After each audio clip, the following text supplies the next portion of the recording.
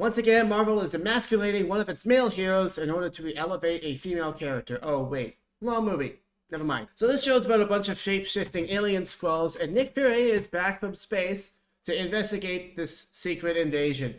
But he's old, sad, and can't do much to stop the bad guys anymore. Is this another instance of Disney squashing male characters to prop up another female character that is less interesting? No.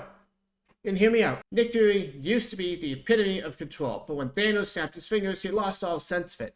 After his return, he was a shattered man, so it does make sense for him to be old and defeated in the context of the MCU, especially since he's been around for a while. And also, his female counterpart, spoilers, you've been warned, dies at the end of Episode 1. Agent Hill's death is definitely a surprise, and the show deserves applause for having consequences. However, the timing of her demise in relation to the narrative feels rushed, as if it was thrown in just to make us believe that the stakes are high.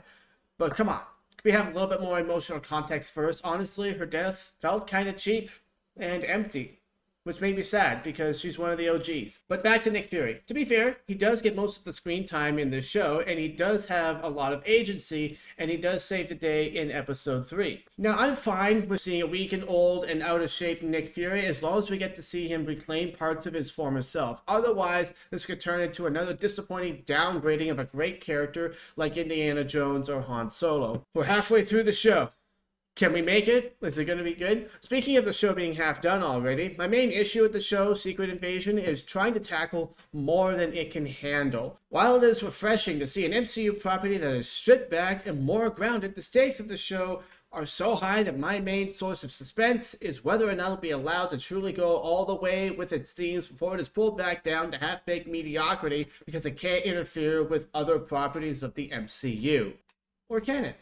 I freaking hope so, but I have to talk about this new chick, okay? We're introduced to this new character called Kaya. She's on the side of the Skrull Resistance, the bad guys, and starts to waver when her father tells her that they killed her mother. I don't know her yet, and yet the show is desperately trying to keep me in suspense regarding whether she's on our side or not. But at the end, it just ends up being confusing. Hear me out. It's like, she helps him a little bit, but then she doesn't. She tells him which bags are going to have the bombs in them, but then all the bags are empty, and the show never explains this. So now I'm completely confused to her motivation, and I still don't even care about her. So I'm not even trying that hard to figure out what she's doing. There's never a clear moment where I'm supposed to go and form a definitive opinion about her because she's just so understated. From a writing point of view, I thought the acting was very good. Oh, and I gotta talk about this scene.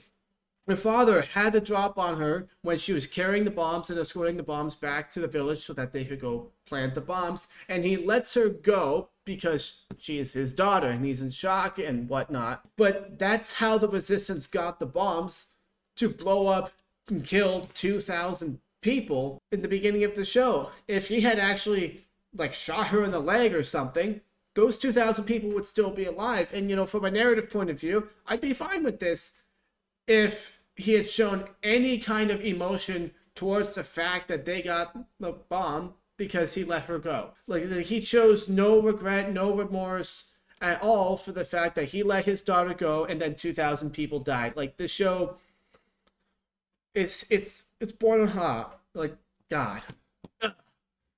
And, you know, and honestly, her character never really gets developed that much. She does make a decision to be good and finally help them, but again, it's so understated that I don't really feel much. And then she suddenly dies at the end of Episode 3, and so maybe she comes back, maybe she doesn't. I barely care, to be honest, and that's kind of a problem. The show is teetering on the edge of just being left behind and forgotten as another one of many mediocre shows that just is sort of on Disney Plus, but no one ever goes back to watch because it wasn't that thrilling to begin with. But it's still in the good section for me. It's still good. At least it's not the classic bait and switch where we think we're getting a legacy character that we know and love only to have them replaced by a less interesting younger character. If anything, the show is perfectly happy to kill off female characters just to give the male heroes emotional reasons to not give up, which is also not the best, but it's something new, so I'll take it.